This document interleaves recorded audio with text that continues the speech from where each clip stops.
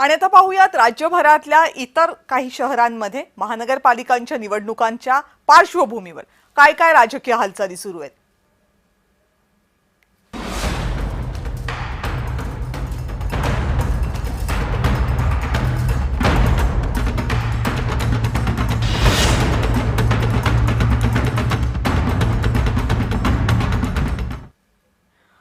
मनसेमध्ये नाराज असलेले प्रकाश महाजन यांनी अगदी काही दिवसांपूर्वी मनसेला रामराम केला।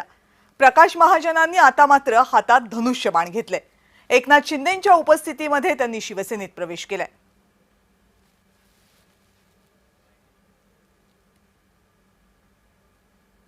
आदरणीय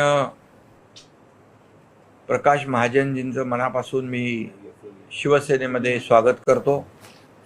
मनापासून त्यांना धन्यवाद देतो की त्यांनी शिवसेनेवर आणि माझ्यावर विश्वास ठेवून शिवसेनेमध्ये काम करण्याची इच्छा व्यक्त केली आणि आज त्यांचा अधिकृतपणे शिवसेनेमध्ये जाहीर प्रवेश झालेला आहे। आणि पुणे महानगरपालिकेच्या निवडणुकीमध्ये स्थानिक शिवसैनिकांवर अन्याय होतोय असा आरोप शिवसैनिकांनी केला आणि शिवसेनेच्या नेत्या नीलम गोऱ्हेंच्या घराबाहेर आंदोलन केलं। पुण्यातल्या गोऱ्हेंच्या घराबाहेर शिवसैनिक एकवटले आणि त्यांनी जोरदार घोषणाबाजी केली।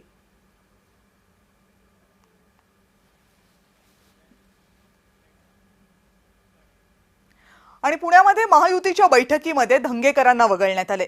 या बैठकीमध्ये वगळण्यात आल्यामुळे धंगेकर शिंदेंच्या भेटीला पोहोचले। ठाण्यामधल्या एकनाथ शिंदे यांच्या निवासस्थानी धंगेकर भेटीला पोहोचले आणि त्यांनी नाराजी व्यक्त केली। नीलम गोऱ्हेंच्या घराबाहेर एकीकडे आंदोलन सुरू असताना धंगेकर ठाण्यामध्ये शिंदेंच्या निवासस्थानी पोहोचले आणि त्यांनीही नाराजी व्यक्त केली।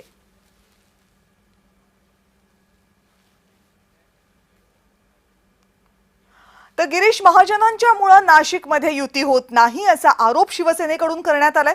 नाशिकमध्ये शिवसेना आणि भाजप आमने सामने आलेत। महाजन आणि भुसे यांच्यामध्ये बैठक होणार आहे। या बैठकीमध्ये तरी युतीबाबत जागा वाटपात एकमत होतंय का याकडे कार्यकर्त्यांचं लक्ष आहे।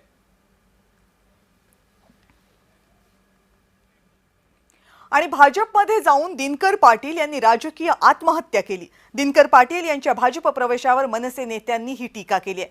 ठाकरे बंधू एकत्र आल्यावर नाशिकमध्ये दिनकर पाटलांनी जल्लोष केला, पेढे वाटले, पण काही तासांच्या आत त्यांनी भाजपमध्ये प्रवेश केला। आपल्याला जर सर्वांगीण विकास करायचा असेल, राज्यात केंद्रात भारतीय जनता पार्टीची सत्ता आहे आणि आपण सुद्धा भारतीय जनता पार्टीत गेलं पाहिजे आणि सगळ्या जनतेला जी अपेक्षा विकासाची ती झाली पाहिजे। त्या दृष्टिकोनातून अमोल पाटील, लता पाटील, रवींद्र धिवरे, संगीता गोटेकर, भारती धिवरे आम्ही सर्वांनी भारतीय जनता पार्टीत गिरीश भाऊंच्या माध्यमातून या ठिकाणी आज प्रवेश केलेला आहे। खरं तर दिनकर पाटील जल्लोष करत होते, काय करत होते, पण खऱ्या अर्थानं त्यांची राजकीय आत्महत्या आहे। खऱ्या अर्थानं जर जल्लोष जर कोणी करत असेल, ज्यावेळेस दिनकर पाटलांचा भाजपमध्ये प्रवेश झाला, राजगड कार्यालयाच्या बाहेर मनसे सैनिकांनी फटाके फोडून आनंद व्यक्त केला।